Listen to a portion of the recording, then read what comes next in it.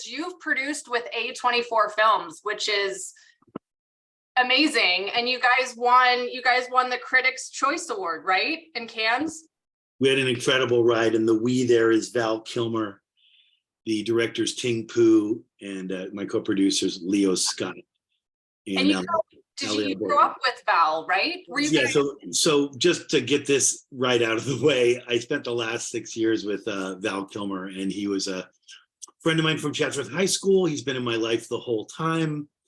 He was sort of that big brother who would hit you very hard in the arm when I was 14, and we made movies up on Trigger Street where he lived in Chatsworth. His little brother Wesley was a friend of mine. He was a brilliant filmmaker. And we lost Wesley going into high school, and that's part of the Val documentary. So the movie's called VAL. It's on Amazon Prime. My friend Courtney was his personal assistant at one time too, she said. Yes. Even I was excited when it became an A24 film. I was like, oh yeah, baby. Because we love it. They're great. They're still producing films during the strike. So I want to work with them. I mean, they make great content. People love their content. And I watched the Val movie. It was really good. It was amazing. And I thought it was so interesting, you know, it kind of touched on, like, I was thinking about this a lot recently, like with my career and, like, you know, cancel culture, and how, like, I feel like in this business, for the hardest thing is managing your reputation. Do you know what I mean?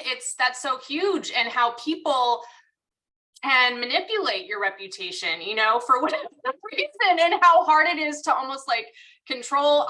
I've experienced it. And, you know, when I was starting out in acting, I mean, I was barely established. I did like a small movie with the big fat Greek wedding guy, Louis Mandalore, and they wanted to interview me on this online article. And I said, sure. I had an interview, and they didn't take one word I said. They changed all my right words, and I'm going, what? I was like, that was so eye-opening, because I was like, oh my God, like, it was nothing bad, but it's like they didn't write anything I said. So now you're getting me into an area that maybe we'll discuss later, but I'm a media literate freak. So I was a teacher for a very long time, for decades.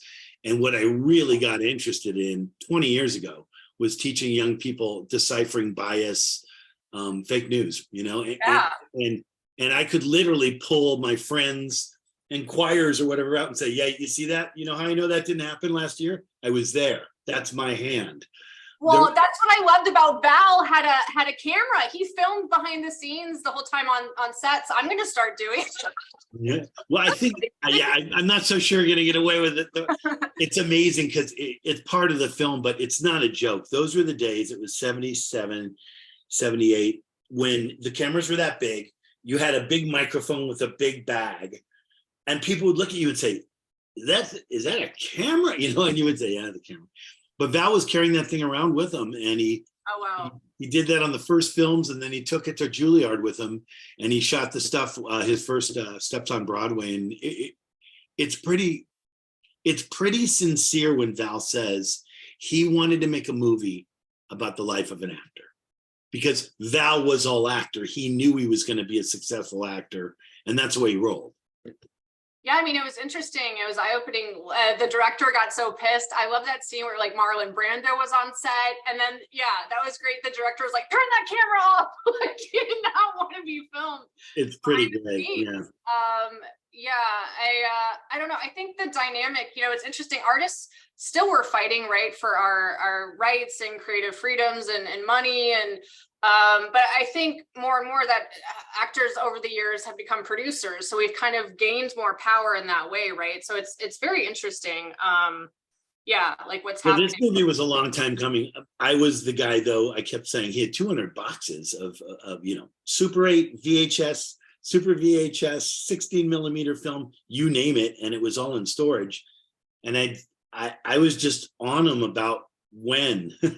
Oh, you in those boxes, you're the only one who wants. I said, no, people want, people want to know what's in there. But it was Leo Scott and Ting Poo and their team that went through precisely all the footage, put together the sizzle, and then we went as a team and took it to A24 and Amazon. Okay, yeah, I was going to ask you, how did you get connected with them? So you guys literally created a sizzle, and then If you want to know the actual, I never tell this story, but this is the truth. Val and I were 24/7 for 6 years. We really were. So it would be 3 a.m, and he wanted to write a hybrid comedy reality movie about this place we built called Hell Mill Studios. And by the way, the last thing anybody wants to do is like a reality show, but the place was it was insane. You'd have Val's friends coming in and you're like, is that? And he was very comedic too. He wanted to do more comedy. I saw that. Val is a comic actor. So for someone who's known him his whole life, and in high school he did I remember. You're comedic. You're also comedic. Well, I am. If you guys are friends. I can't even tell you the effect that my friend Val has had on me the last 6 years in terms of my life path, my confidence level as a writer and an actor. And one night he said to me, "I love acting with you." And I said, "Say it again. Where's my phone?" Where's the camera? Yeah. Yeah, please play that into the phone slow. But the truth is, early on, look, I went to high school. It was a little public high school, Chatsworth, in the corner of the valley. There's nothing out there. Well, at that time, it was Kevin Spacey. Mare Winningham was discovered in Sound of Music there, and she had an Emmy in her hand a year later. Val Kilmer. You went to high school with Kevin Spacey too, or no? I did. Oh, you did? All of you? Oh, wow. We were in the same theater class. Oh, wow. And the big star at the time was Mare. She was kind of famous anyway. She didn't have an agent. She wasn't working. We just had this collection of friends through the Drama Teachers Association Shakespeare festivals at Beverly Hills High School, at North Hollywood, Hollywood High School. We were like a football teams, but we did Shakespeare. And I know that sounds outrageous, but we really did. We patronized each other. We were friends, but we were competitive as hell. Oh, So what comes out of that? Hundreds and hundreds of storytellers. They've gone on into incredible careers, and we're all connected since we were 14, 15, 16. That's really and that's cool. just real. It's really cool. And so you guys got connected with A24. How you just so Val, one night we decided we're going to write 3 episodes of a Larry David style hybrid comedy. It's reality, but it's a comedy, right? So we do. And then we went to pitch that, and we pitched it to some really cool. They didn't laugh us out of the room, by the way. But we always said, episode 1, Val. We always said that. Episode 1 is Val. It's Val's story, because he's got all this footage. And once we started pitching that, and we were thinking about it, turned into attaching other directors, Leo Scott. Now, this is the best part. When Val played Mark Twain 10 years ago, he was headed to Broadway. It's a one-man show about Mark Twain. This is not Hal Holbrook's Mark Twain. This is not a museum piece. This is a dead, drunk, riffing, kind of Doc Holliday meets Jim Morrison meets Mark Twain. Okay. And he's talking about whatever's going on. So 10 years ago, I get a call, and I go over to the Actors Gang Theater to watch a workshop performance. And I thought, oh my God, what am I going to say? Culver City? Actors Gang in Culver City? Or used to?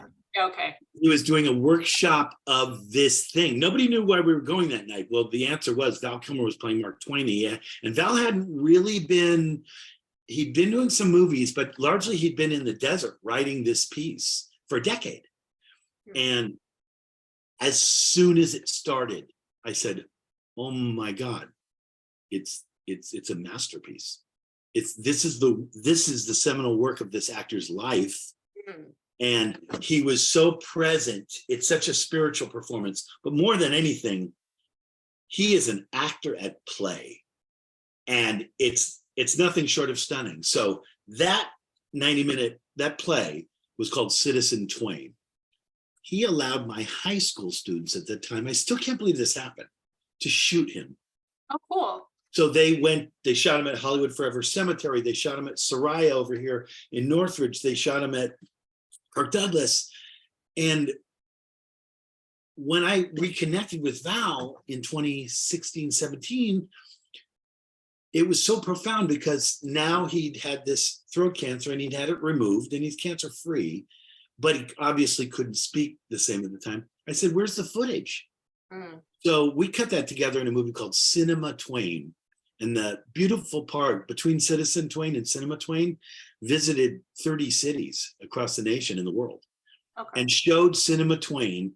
And I was all excited because I said, this is not a movie. This is an experience. Documentary, or then it became. It's a happening. Val Kilmer's going to get on stage. Then he's going to disappear into Mark Twain. And then he's going to come back and we're going to sell a ton of art. And then somebody can ask a question about Mark Twain, but they also might say, did you really date Cindy Crawford? And Val's the funniest guy I've ever met. And anyone who knows Val. Val is really funny, and it was in the documentary. Robert Downey Jr., hilarious. Downey's like the funniest. Yeah. First of all, there's a reason they're so good in Kiss Kiss Bang Bang. If you think about how the timing of both of them coming back that way, and then the way they collide together, but they're both like really, really, really, really smart, really smart, funny. So, yes, I agree. Downey is, first of all, Downey, yay, please, Oppenheimer, he owns that film. It's incredible. I haven't seen it yet. I've been so busy. I have to see it. I want to make my last point just because I got to witness it firsthand, and that is every time we saw Jimmy Fallon or someone, Conan fell to his knees after seeing the Mark Twain one-man show. People couldn't believe how funny he was, because he is that funny. And he wrote this play. It's not Mark Twain's words, all of it, it's Val. So it's a really great example of not only Val's physical comedy, but Val as humorist and writer. And then so from that, you guys just decided to create his documentary, or you put it sizzled. Yeah, so we're pitching these shows, and they're like, looking. No, we don't want it. We don't like it. Or it was basically, here's this guy, right? And he's surrounded himself with a bunch of idiots. And one of them is his old high school buddy, but he's got all these characters running around him in his art gallery. And he just wanted to work. That's all he wanted, was peace and quiet. Never. It's all never. Someone's always walking in, interrupting Cal, and just disrupting him to the point where he breaks down. So we're pitching this idea, and what they clearly liked was Val, the documentary. In comes Leo Scott, who also shot Mark Twain. By the way, Leo donated a decade of his life to archiving Val's Mark Twain also. So suddenly Leo, and Ting Poo comes in. She had won an Academy Award for her short film. And they cut the sizzle reel, and it was like, boom, there's the movie. And they're like, we want that. Okay, interesting. That's cool. That's a cool idea. Yeah, I have sizzles. I'm trying to pitch. I'm always like, how, but it's, yeah, I love making art. Isn't it interesting how all the stories, and you've done a lot with, you own a theater, you taught a lot of kids too, and you've turned that into a nonprofit, or what are you doing with influencers and businesses? Well, what I'm doing now, I'm terribly excited, but the way I found Val right after his he disappeared because he had surgery and he was sort of off the grid. And he invested in my company, SparkRise. And SparkRise is not a small thing. It's a better, faster, and easier way to put brands and causes and influencers together. It's an aggregator for activists from around the world. It's a great way to raise money, and nobody has to give a dime. In other words, we're using other money, and it's based on something I did once with my students, where we raised $30,000 in 2 minutes and nobody had to give a dime. And I called the press, and I gave a speech in these theaters at the time, but now it's called SparkRise. And we've done SparkRise in various iterations. We've tested it at the Staples Center with Walk to End Alzheimer's, at a Lita Ford concert for National Human Trafficking. And I could go on and on and on. But what it is really going to be, it's going to be a gathering place for people who want to do stuff and take action and raise money for causes they care about, and they don't have to take their credit card out. So I'm real excited about it. Yeah, and it seems like that's where businesses are headed more and more. People want to know, right? Like where their money is going, what's behind, the culture is changing in that way. So I think that's. And one really fun thing, we did a thing called Val's Potluck Movie Night, because over at Hell Mill Studios, that was at Heliotrope in Melrose, where we basically lived for 5 years, we would do movie nights. And Val would say, tomorrow night's Napoleon Dynamite. And I would go, oh, no, tomorrow night. You want to get the cast members from Napoleon Dynamite over here tomorrow night? Yes. And what do you know? Everyone would bring food from around the community, which you're not really allowed to do. And we would have these massive comedy potluck movie nights. So Cool. when we released Val and Top Gun 2, I thought, let's do this. So we did Val's potluck movie night for the USO. It was to entertain the troops and raise some money. And we had Jimmy Fallon and Billy Crystal and some Kristen Wiig and Will Forte, and everyone showed up. It was amazing. So we also streamed the film Top Gun, and I brought some of the music stars from Top Gun and some of the supporting actors. And that's the kind of cool stuff that's coming in the future. Nice. Yeah, I want to attend. That sounds amazing. Yeah, I really enjoyed the film. It was neat to see kind of his perspective on I guess he just wanted to make art and be a good actor, and the directors, they just had different visions of how that would happen, and yeah, they were like butting heads and stuff. So I thought that was interesting to see. And yeah, I appreciate you being here on this podcast to talk about it. And any other projects you're working on, or still pitching movies, or life is, I don't even know what to say these days. It's so strange to be 62 and feel like you're 22. But nice. I disappeared into what they called the first charter schools. And I was a founding teacher at the first charter school here in the Valley, and then a founding teacher at the first 5. And then I started a high school called VIP High School. I'm really proud of it. It's successful because I'm not there. And there were other partners, obviously. It was a woman named Ann Cochran. So they specialize in college. The center of the vibe is rock and roll, classic rock and roll and original songwriting. And they're national speech and debate champions. They're Get Lit poetry champions. They're LA mock trial champions. And there's only 300 students. So I found my way into education largely because if you watch the movie Val, Wesley, who was Val's brother, was a friend of mine and my co-filmmaker when we were 14, and he was a genius. He may be the most talented guy I've ever met in my life, but we lost him. Oh, So yeah. Val went to Juilliard. And by the way, he hadn't graduated high school yet. I'm sorry, what? How do you even do what he did? It's crazy. And somewhere in my psyche, as we were making this movie, we all kind of unfolded. Like things became clear, but I wanted to create 10,000 Wesleys, and I did. So I taught animation, stop motion animation, and storytelling and digital filmmaking in 150 schools as an after-school program. And it was very successful. And then we did summer camps. These guys from Lucasfilms came to us and we did it on studio lots. But charter schools invited me into math and science and said, come on in. And I said, I'm the guy you say, isn't this great? Brad's here after school. Now get out of here, Brad. But yeah, acting was the first class I got to choose for myself when I was like 18. That was what I wanted to do. And my girlfriend actually started a school for stand-up comedians for kids. She's teaching kids how to do stand-up, and that's a new thing. So yeah. Very important thing. That's a very important thing. So yeah, so I ended up locked in a box in education. I loved every second of it. I can cry real tears driving to my job. My students are my superpowers now. They're amazing creatives, and I love them I just didn't have problems with students. I want to kill the parents. Yeah, I can relate. Yeah. So at the time I wrote a movie about a teacher who actually goes off. It was kind of pre-Joker, pre-Breaking Bad. He goes off on it's called The Piper. It was about a guy who thinks he's the Pied Piper, and he goes off on a one-night spree, taking revenge on parents. And that took me into the charter school, and my life changed. I stayed at the charter school, and my students changed my life. And we started doing really cool stuff. And then I'd teach them how to do something. They would create something cool, and then we'd tour it around. Nice. Very fun. And then you said one of your students ended up casting you in something eventually, or? Well, what's been extraordinary lately since I started that high school is I work with my students now. So one, we just started an agency. It's called Pandium Fusion Agency. It's my partner, Diana Keeler, amazing woman who started her own agency. And I turned to her and I said, well, then I guess I'm acting.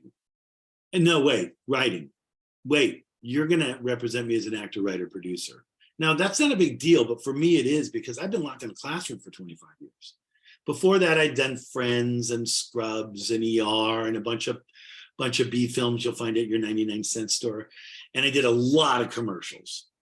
But it's fun now because my students know me so well. If they write me a role now, they know my best and my worst.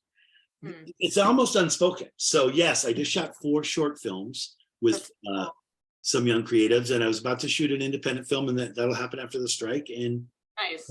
I'm having the time of my life.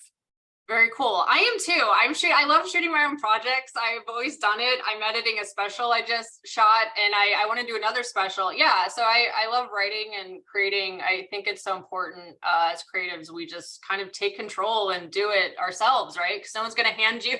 That's been my experience. Not very many people are going to just give you things here. So I've been pinching myself. The last thing we started this thing called Get Lit years back, and I'm really involved with this. But we take performance poetry, spoken word, to now hundreds of thousands of kids, but it started as 10,000 kids in LA. My first Get Lit poet at our first Classic Slam, no auditions. It was like, hey, you by the fence, want to do this thing? 10 years ago, it's the artist Her. So she and I just reunited at the Grammy Foundation, and we celebrated the new category that everyone had been lobbying for poetry. So I'm standing there with her like, this is weird. She's like, this is weird. I'm like, this is weird.